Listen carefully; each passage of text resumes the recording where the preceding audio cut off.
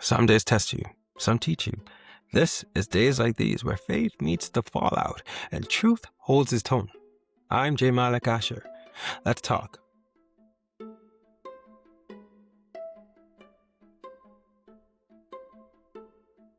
Some dreams don't let you rest. They don't knock. They don't ask if you're ready. They sit in your chest and keep the lights on. And once the lights are on, you start seeing the mess, the doubt, the clutter, the parts of you that would rather negotiate than move. There's a version of life with clean edges, schedules, predictable tired sleep that actually works. And then there's the other version. The one where your mind refuses to clock out, where rest feels like avoidance, where later sounds like a lie you keep trying to make polite. You don't choose this version because it's noble. No, you choose it because the first one stops fitting. Nobody tells you that choosing your own path doesn't feel like freedom at first. It feels like exposure. No ceiling to hide under, no template to blame, no clock to argue with. And once there's nothing to argue with, you're left with the real contract. You think you're signing up for independence, but what you're actually signing up for is a contract with your nervous system. It collects in odd hours, in restless focus, in that wired, tired feeling where your body wants to sleep and your brain just wants one more mile. Here's the first line worth keeping. Discipline isn't loud. It's what stays when motivation leaves the room. Some days you're fueled by clarity, some days by stubbornness, some days by the quiet fear of wasting what you were given. Motivation isn't consistent. Commitment is. And commitment doesn't care how cinematic today feels. It cares whether you showed up. Because this path doesn't come with applause built in. It comes with long sentences of silence that feel personal. Silence is where doubt learns to talk in full sentences. Here's the second line.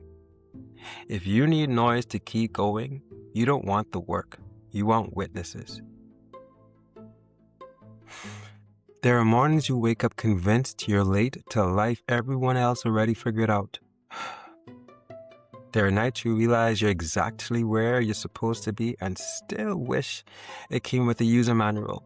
Both can be true. Neither gets you off the road. The strange part is this. Even on the days it hurts, stopping doesn't feel like relief. It feels like shrinking, like folding yourself back into a shape you already outgrew. Here's the third line. Comfort doesn't kill dreams. It keeps them sedated. Comfort is persuasive. It speaks in reasonable sentences. It makes very good arguments. But it never explains the cost of staying. And the cost always shows up later, interest included. There's a kind of tired that comes from doing too much, and a different kind that comes from not doing what you're here to do. Only one of those actually lets you sleep. Here's the fourth line. Rest is not where you hide. It's where you refuel to keep going. This isn't hustle. This isn't romance. It isn't a highlight reel. It's repetition. It's showing up when the feeling didn't. It's choosing the long road even when nobody's watching the first mile. Progress is quiet before it's undeniable. Some people think purpose feels like certainty. Most of the time it feels like responsibility you can't return. Here's the fifth line. If it were easy to walk away, it wouldn't be yours. You don't always feel brave. You don't always feel gifted. You don't always feel sure. You just feel obligated to keep going. Not to prove anything, not to impress anyone, but because you already know exactly what it costs you to quit. There's a quiet grief in betraying your own direction. It doesn't arrive all at once. It leaks into distraction, into bitterness, into resenting people who look comfortable in lives you didn't want. Here's the sixth line. Resentment is what happens when you keep abandoning yourself.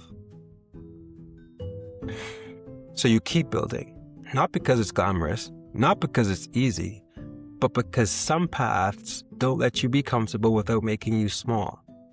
And you didn't come this far to fit back into smaller rooms. You don't need clarity to move. You need honesty about what happens if you don't.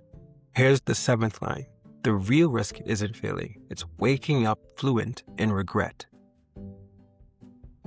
Everybody has a dream. Everybody has a pursuit. Everybody has a reason they keep saying, one day. Here's the line that lights the match. One day is not a plan. It's a delay with good PR. I don't get to be comfortable. I get to be aligned. Thank you for spending your time and your truth here. Remember, even on days like these, purpose still speaks.